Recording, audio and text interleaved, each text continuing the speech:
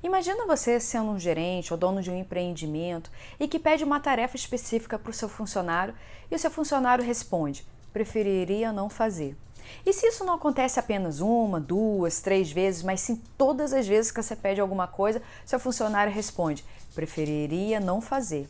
O que você faria nessa situação? Vamos conferir?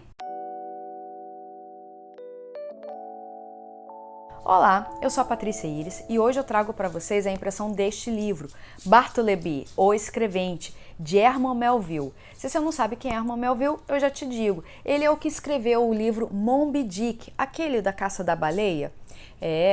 Melville também escreveu outros livros além do Moby Dick. Inclusive, ele escreveu alguns contos e um desses contos é esse aqui que está na minha mão. Este livro ele é classificado como um conto pela sua estrutura e pelo seu tamanho. E por falar no seu tamanho, isso aqui já fica uma boa dica aí para quem é daquela linha que é um pouco preguiçoso de ler. Por ser um livro bem curtinho, não tem desculpa, você pode ler esse livro aqui, tá?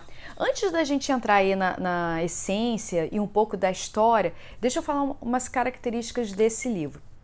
Primeira coisa, esse que está aqui nas minhas mãos é da editora Via Leitura, tá? Com 80 páginas. E se você ver, ele tem até um pouco de espaçamento aqui, né, entre as linhas, tal. Então, um livro assim bem gostoso, né, tranquilo de ler. É uma editora que assim fez bem a capa, né, bonita, tal. Mas uma coisa é o seguinte, que quando você pesquisa, por exemplo, na Amazon ou em outros sites de vendas de livro, tem diversas capas e diversas editoras e diversos preços, tá? Esse daqui, hoje, aqui estamos em abril de 2024, ele está na faixa de R$28, esta edição. Mas você pode encontrar até de R$70 ou mais, que são edições com capa dura, que tem a parte em inglês e português e assim por diante, tá? Mas essa, eu não conheço as outras, mas essa aqui que eu li, eu gostei, eu achei a tradução bem razoável, tá? Esse livro, o conto, né, do Bartleby, ele foi lançado em 1853 em folhetins, depois que se juntaram aí tudo e saiu um livro de contos. O livro também, em algumas outras editoras, utiliza o nome não como o escrevente, e sim como o escriturário ou escrivão. Mas, assim, quando a gente entra em um pouquinho do contexto da história, o Bartleby e onde ele vem trabalhar, né, ou quase isso, é tipo um cartório que faz cópias de documentos. Porque se você lembrar, lá no século XIX ainda não tinha copiadoras, né? Então era tudo feito na mão para você autenticar um documento aí como sendo verdadeiro. Então tinha que copiar. Então tinha essa função. No Google, a classificação deste conto está aí em torno de 80% das pessoas que leram aprovaram, gostaram.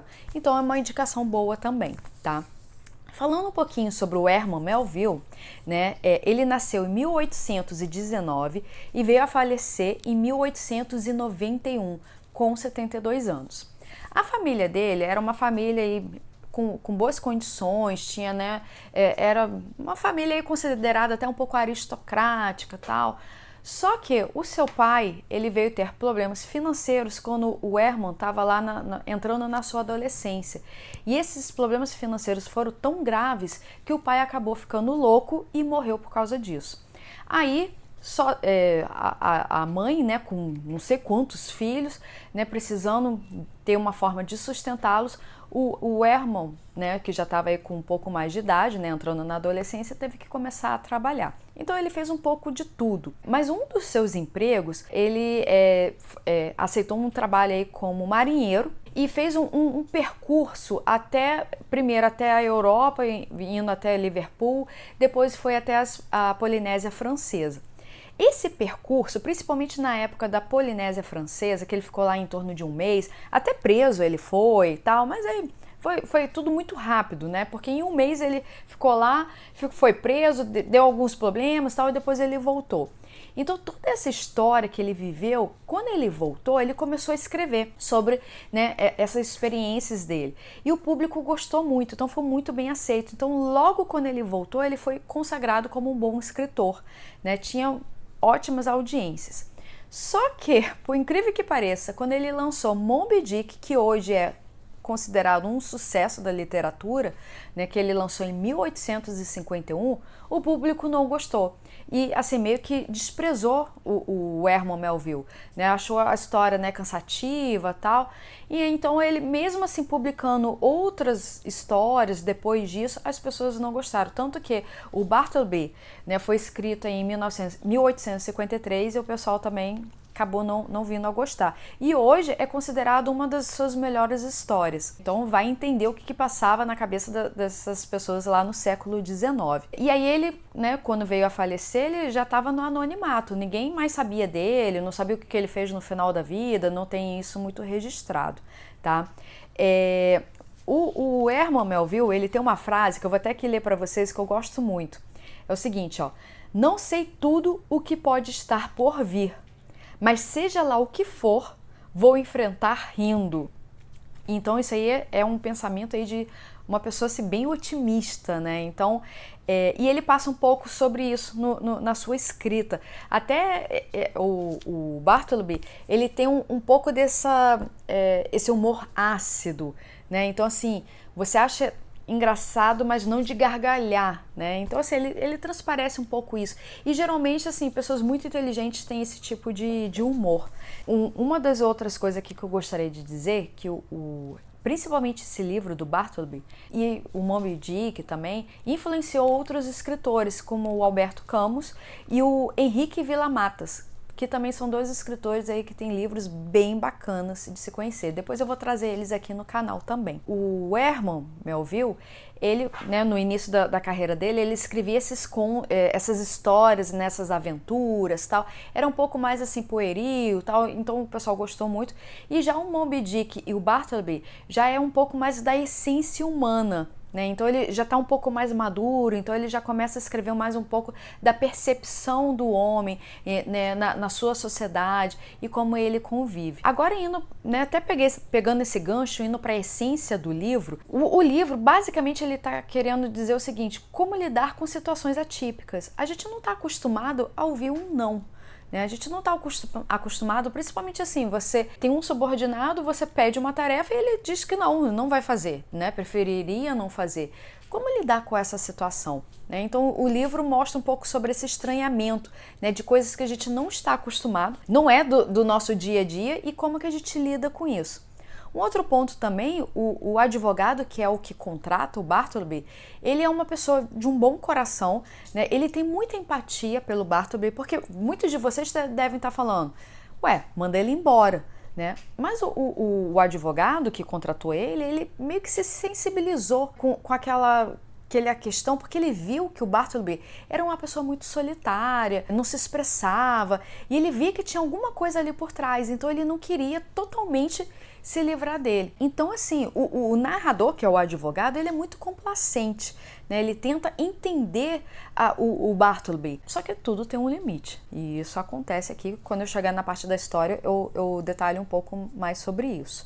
Indo aqui para a parte dos personagens, são poucos personagens, né? Como eu contei para vocês, né? Um conto. E geralmente um conto não tem lá, né, uma vastidão de personagens. São poucos, porque a história é mais curta, não dá para se aprofundar em todos eles, né? Então aqui tem o narrador, que é o advogado, o dono desse escritório, né, que é como se fosse um cartório. Ele tem dois funcionários, um se chama o Torquay, né, que é mais ou menos da mesma idade do advogado, né, que é em torno aí dos seus 60 anos.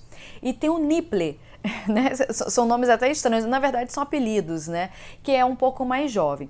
Ele também tem tipo um office boy, né, um meninozinho lá, que é o nome dele no livro, né, Gingernut, né, que é mais ali um ajudante, tá, um office boy, que aqui conta que o pai dele queria já que o filho entrasse aí nessa parte da advocacia e tal, então é como se ele estivesse fazendo um estágio. Então são esses três funcionários, né, do advogado. O advogado tem alguns momentos que fala assim de alguns colegas que falam sobre a situação, tal, mas não entra em detalhes dos nomes.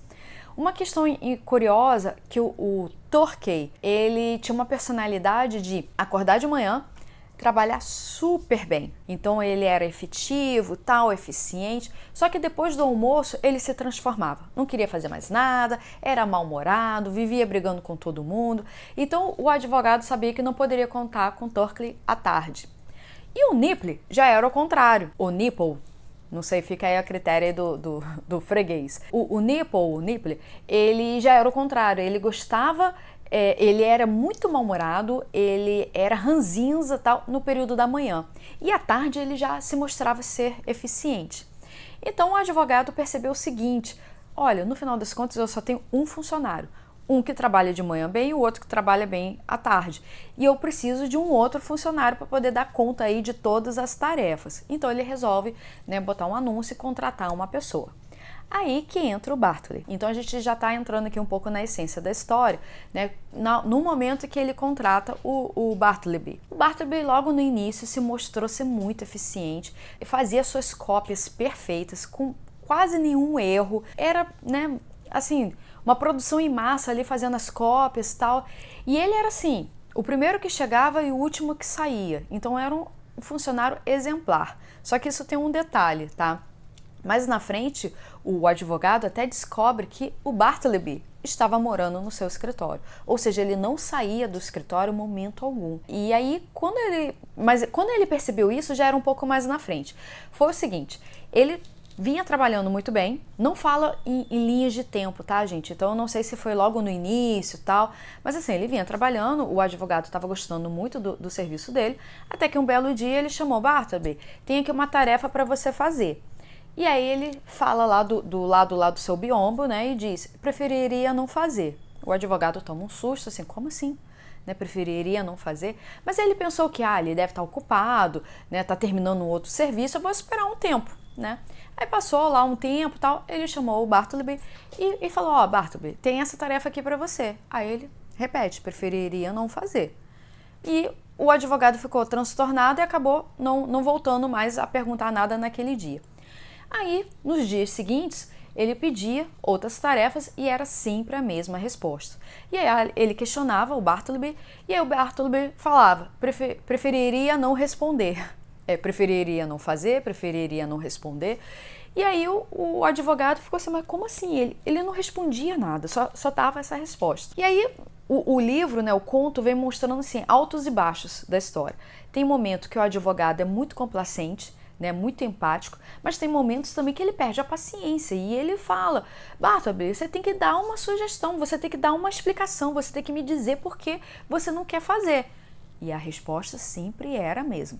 E aí tá, então foi assim, como que ele descobriu que o Bartleby estava morando lá? Num domingo, ele estava passando ali perto e tal, e aí ele resolve ir lá no escritório para poder ver um determinado item, né, ou assunto.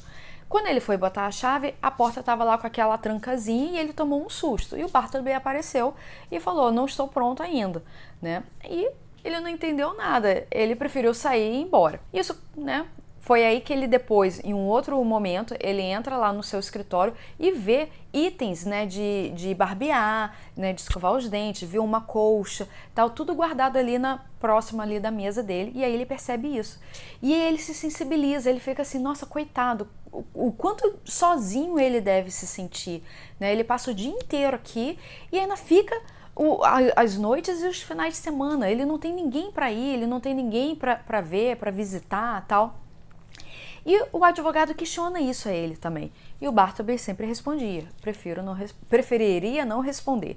Né? Então, assim, ele é até polido, né? Com uma resposta educada, tal. Então tá, se passa o tempo, aí que entra, né? Alguns colegas do advogado falam: não, mas você tem que mandar ele embora, tal. Não dá pra ficar com ele aqui, né? Só tá ocupando o seu tempo. Aí chega um momento que o advogado, sem saber o que fazer, ele vai e despede o Bartleby.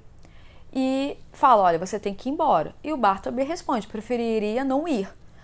E não vai. E não vai embora. E fica lá. Mesmo, né, não trabalhando, né, mesmo tendo sido despedido, o advogado até, né, deu uma ajuda de custo tal para ele poder sair e ele não sai. E aí passa mais o tempo tal e o advogado fica doido, sem saber o que fazer com essa situação. Ele já começa até a sonhar que tá empurrando o Bartleby pela janela, que tá atropelando ele, que tá enforcando. Aí, para ele não tomar essas atitudes drásticas, ele resolve fazer, sabe o quê? Mudar de escritório. Sim, é aquela questão, né? Os incomodados que se mudem, e ele assumiu isso. Então o advogado encontrou lá uma sala comercial em um outro prédio e fez a mudança. E levou todos os móveis. E o Bartleby continuou lá. Passaram os tempos, o advogado, né, ainda um pouco preocupado, tá, mas ele achou que tinha se livrado do Bartleby. E aí o pessoal, o zelador, tal, os administradores do prédio, né, vão lá e conversam com ele, né, com o advogado, e falam assim: olha, o seu funcionário tá lá, você tem que dar um jeito. Aí ele fala: olha, ele não é mais problema meu, eu já despedi ele e tal, eu não tenho mais nada a ver com isso. Mas aí o pessoal insistiu e ele falou: tá bom, eu vou lá conversar com o Bartleby. Aí foi lá, conversou e falou assim: Bartleby, você quer arrumar um outro emprego? Você quer trabalhar como guia turístico? Você quer trabalhar numa loja que vende tecidos e tal? E ele sempre responde: preferiria não fazer, preferiria não trabalhar com isso, né? E aí ele até, por fim, ele fala assim: você quer ir lá para casa? Fica lá em casa então, que depois eu vejo o que eu faço. E ele responde: preferiria não ir. E aí o advogado não sabia mais o que fazer, falou com o pessoal do prédio e falou: olha, não tem jeito, não sei o que está passando na cabeça dele, né? Então agora vocês tomam as medidas que vocês acham que são factíveis. E as medidas factíveis para eles eram chamar a polícia. A polícia levou eles, né, levou o Bartleby, né? Aí tinha uma prisão lá que se chama Tumba, né? Alguma coisa assim, né? E aí, lá na prisão, assim, o pessoal até gosta muito dele, que ele é muito bonzinho, tá? Porque ele não responde nada, ele não fala nada. Só que aí tem um outro agravante: ele também não come. E aí, o advogado, sabendo disso, foi lá, né, para poder visitar, tal. E aí tem até um momento que o Bartleby falou assim: eu te conheço, foi você que me colocou aqui. Aí vê até um pouco dessa mágoa, tal. E o advogado fala: não, pelo contrário, até tô tentando te ajudar, tal. Ele até paga lá para um cozinheiro para fazer as melhores comidas para ele, tal. E o cozinheiro falou: olha, ele não come. Passou o tempo, o advogado volta lá para fazer uma outra visita e encontra. É spoiler, tá, gente? Aqui é para você saber toda a história mesmo, para ver se você vai gostar, se vai se interessar, se vai achar factível você ler e ter suas impressões, tá? Ele encontra o Bartleby morto. Né? Ele morreu provavelmente de desnutrição, porque ele não comia. E aí o advogado vai embora e termina a história. Aí, vamos lá. Primeiro, para aqueles que são preguiçosos, tá? Para ler o livro, que é bem bacana. Esse livro, né, essa história, tem 2 filmes. Tem um filme de 1970, tá? Vou deixar a capa do filme aqui, de 1970. Esse filme tem 1h19, então ele também é rapidinho, é mais ou menos o tempo que você leria o conto, tá? Eu sugiro ler o conto e depois ver o filme, tá? Eu fiz isso, eu gostei. Esse livro, ele é um livro londrino, né, em inglês. Tem até algumas nuances lá que você percebe pelo carro e tal. Ele tem algumas variações bem leves, diferente do conto, mas é bem leve. Assim, um ponto diferente é que o Bartleby sai do escritório de vez em quando e passeia pela cidade. Isso no livro ele diz que não sai. É o único ponto diferente, todo o resto é igual, tá? E aí você até sente, assim, o ator que interpreta o Bartleby, ele te deixa um pouco apreensivo e com pena, que você vê assim: poxa, ele é uma pessoa que parece ser boa, mas o que está passando na cabeça dele? O que passou na vida dele? Cadê as pessoas da família dele, os amigos, tal? Ele não tem, ele é totalmente sozinho. Então o filme, ele é até um pouco daquela, né, sessão cult. É um drama, tá? É relatado aí como um drama, que vale a pena conferir. Agora, o filme de 2001, vou deixar a capa aqui, já é um filme americano, tá? Ele também é curtinho, tem 1h23, é um filme um pouco mais novo, mas ele já leva essa história para um pouco mais de trágico-cômico. Então ele já, assim, tenta fazer de uma forma mais de comédia. É interessante também, mas particularmente eu preferi o primeiro, apesar que o primeiro é muito parado. Tá? Já aviso a vocês, como eu falei, é um filme mais cult, né? Mas ele tem um jogo de cenas, enquadramento maravilhoso. Para quem gosta dessa parte de perceber as cenas, né, ele é muito bem feito, tá? Então fica aí a dica para vocês, né, se tiver um pouquinho de preguiça, apesar que são 80 páginas, é rapidinho de ler, tá? Você pode ver o filme também. Quando você pesquisa um pouco mais sobre a história, sobre a essência, você vê que tem várias teorias.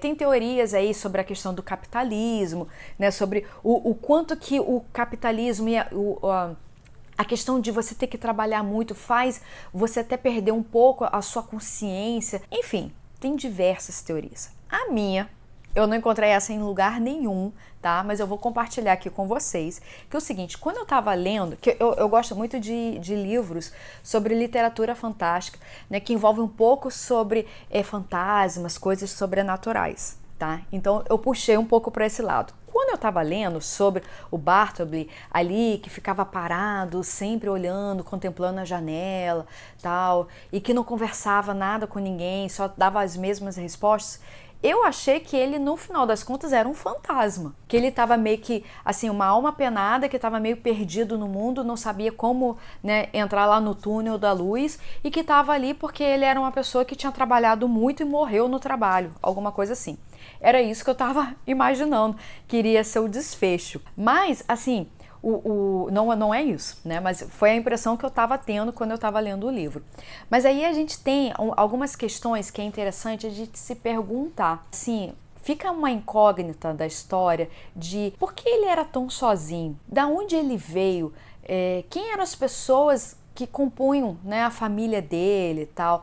E por que ele não tinha uma casa? Porque ele não queria sair do escritório, né? Então isso aí são questionamentos que fica para você, né, para você se perguntar e usar a sua criatividade para poder responder. No final do livro, o advogado até comenta que descobriu, mas que não tem certeza, né, que foi o que disseram para ele, então não tem como ele comprovar, mas disseram que antes dele ir para esse escritório, ele trabalhava nos Correios, na seção de cartas extraviadas, que aí depois que acabou essa seção, que não existia mais as cartas extraviadas, aí ele foi dispensado. Aí esse conceito de cartas extraviadas, aquela que não chega ao seu destino, que se perde no tempo, é um pouco aí também que você pode utilizar nesse conceito. É como se o Bartleby virasse uma carta extraviada. Ele se perde no tempo, então ele não tem mais função, né? Então não tem mais o sentido dele existir. Então é mais ou menos isso. No finalzinho aqui agora eu vou deixar para vocês o mapa mental que eu gosto de fazer para poder seguir aqui a ideia da história, do roteiro, né? Para não ficar um negócio muito maçante e repetitivo, né? Então se você quiser, você dá uma pausa e você consegue percorrer o mapa mental. Se você gostou desse vídeo, você curte, dê o seu like, deixa seus comentários, né? Se você está com vontade de ler, se você já leu, né? O que você achou, se você viu o filme ou se você está curioso de ver o filme. Se inscreva se ainda não se inscreveu e compartilhe com seus amigos, ok? Até o próximo livro e muito obrigada. Tchau!